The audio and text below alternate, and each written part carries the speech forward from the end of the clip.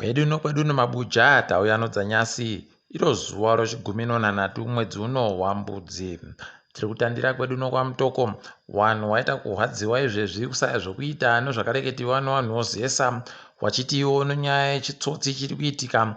Wachabvumira ba kuti wanhu waende kokumbira kuti wabatidziwe magetsi kunze kwokuti waseenzesa makambani mairi basi Mutoko yese. Ndo makambani akanyoresiwa anozikanwa kuti anoita basa nomazvo. Wazhinji wari kundoreketa kutoti ipapa inyaya yekuda kundoti wakame vanhu mari nokutoti unenge wakufanira kuti ugume pokare kuti munhu akone kukubvumira kuti uitirwe basa. Pakaita kunyangarirwa ipapa.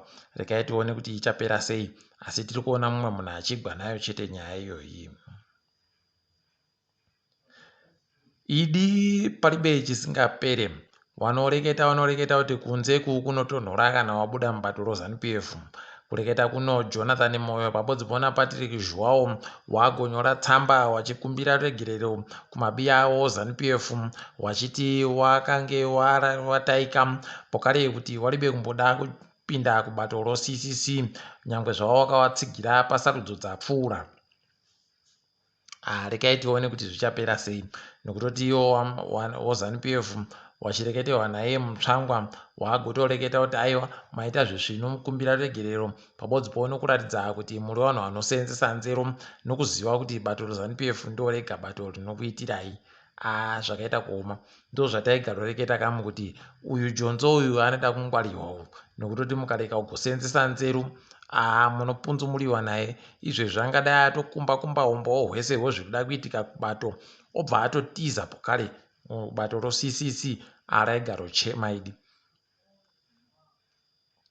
Wozeki wagoburitsa padandemutande kuti wanhu pachedu wakaita basa rekupinda zvisiri pamutemo kudandemutande ravo inonzi pachirungu hacking. Rekai tigoone kuti zvinoburika sei nokuti iwo pachedu wagotanika pachena kuti aiwa tiribe chatakaita hacking ba, asi kundoti zvinhu zvese zvindoripo padandemutande mahara. Imi vanhu venyu ndo waribe kuchengetedza zvinhu zvenyu kuti zvitekaire zvezvinhu. Nokutiwo pachedu wagotoburitsa nomazita wavanhu vanoseenzesa michina yozeki. Mukaona paita kudaro moziva kuti dandemutande rakaita kunyangariwa. Hwendo huno rekai tigoone kuti sarudzo dzinoburika dzakaita sei. Paino bato ZANU-PF zvirango zvoupfumi zvakaisiwa ivo wabiya avo ndo zvichakonzeresa kuti Zimbabwe itadze kupinda zvisvinu kumusangano weCommonwealth.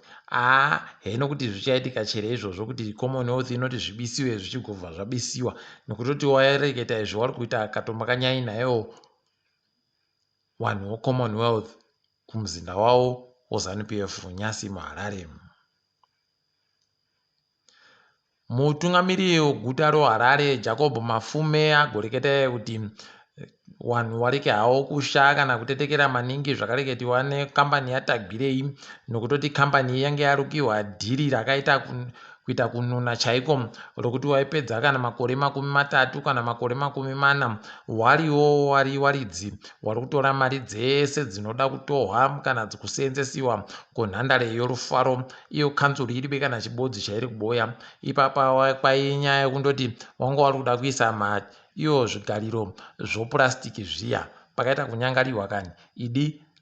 Rekai tigoona kuti zvichapera sei. Nhamo indoripo basi kureketa kuno inyaya yekundoti paribe chati chaapo izvezvi chokuti zviitike kuti nhandare iyi inhadzirisiwe pokare wanhu wakone kuendako kana kutambirwa mitambo yopasi rese zvezvino. Rekai tirambe takaringa. WZPC wanhu vanobika magetsi wagoreketayo kuti wakutanda manji kutanda kwegore rino uyari wari kuda kuti watande kunhadzirisa pokare gwenya romagetsi rokuhwange kwai wakagoboya mari inoita mamiliyoni 310 omari yokuAmerica kuti waite basa iri.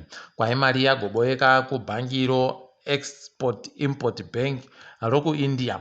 Rekai tigoringe kuti zvinenge zvichipera sei, asi wagoreketa pokare wakati izvezvi nozuro uno wagobatidza gwenya chinomwe ririko rokuhange asi rati ratanda kupa magetsi kunyika zvichazotanda panopera gorepa. Saka magetsi achatombotanda kuenda ukomana nokutoti karibha yakuda kudzimiwapo kare nonyaya yemvura. Heno mabi yangu tichirimo murima pakaita kunyangariwa chaipo. Tiri kutenda magweta anoyira kodzero dzowanhu. Nyasi watakanura mumwe mugwicho ano makore 17 wopachikoro chomutare poli akareketa iye achitumira padandemutande WhatsApp achiti wanhu zanu imbavha nomhondi. Izvozvo ndo zvakaita kuti asungiwe, asi tiri kufara kuti Nyasi apiwa bhero aribe kana kubhadhara kana mari. Tiri kutenda magweta aya kuti ari kuramba achiita basa idi rakanyanya kunaka.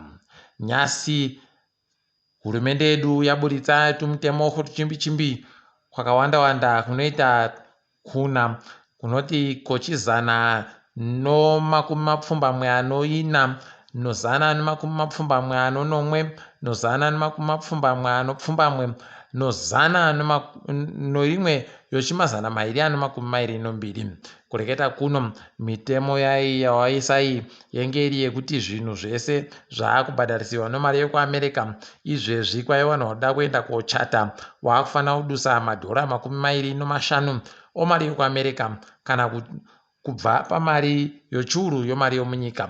Izvezvi wanenge watoda kupanana masamanisi kwaya $5 kubva $300 omunyika. Izvezvi wanenge ari kuda kukwidza nyaya chekumatare odzimhosva pamusoro akufanira kuti abhadhare $10 kubva $500 omunyika.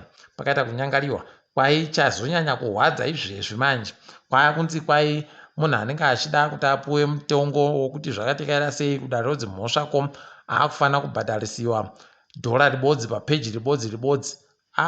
Imi pakaita kunyangariwa nomukwiriro unoita magwaro mumataremu paribe chisvinu. Rekai hedu tione kuti zvinopera sei, asi mukazomukwawa kureketa kuti kwai mari yawo ndo mari tsvinu munyika dzese moziva kuti mapwapwa badza awanenge wari kundoreketa. Kwainodare remakurukota weZimbabwe chikoro chofundo yepamusoro choUZM ndo chaakutanda kunhadzira manhamba odzimotikari. Chinguri wakabvira kureketa izvozvi. Tinotenda dzamwa dzadoka nobenzi. Kambani yoInsco kureketa kuno yagopalura zviri pamutemo.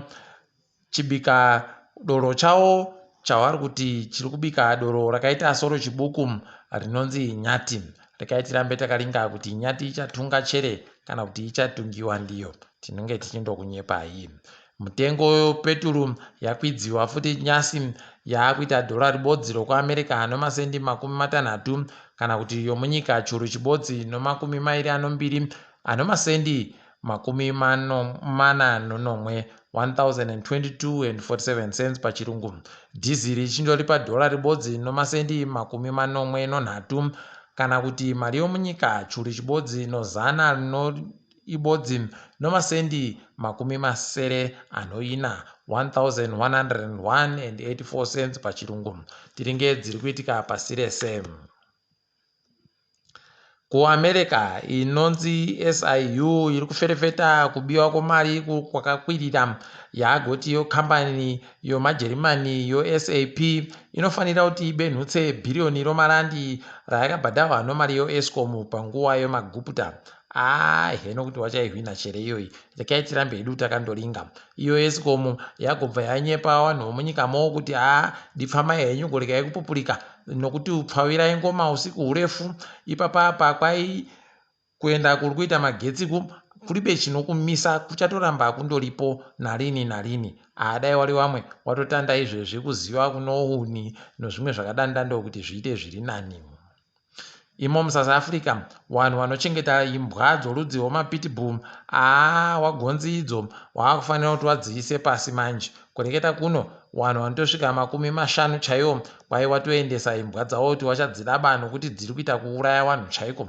Apa dziri kupedza kuuraya notuwana zvokutoti waridzi wazvo unoichengeta hako asi kana ikagwarasha munhu ndiwo wakutonzi waponda. Pakaita kunyangariwa chaipo. Apa chinohwadza dzinobata bambavha dzinotobata vanhu vanenge vari bechawaba.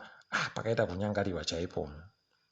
Kenya yatumira masoja wechipiri kuenda kunyika DRC wanenge wakusvika mazana mapfumbamwe kureketa kuno wanenge wariko kunyika kudunhu roGoma. Rekai tigoringa kuti zvichabatsira chere kana kuti padiwe izvo zvinobatsira.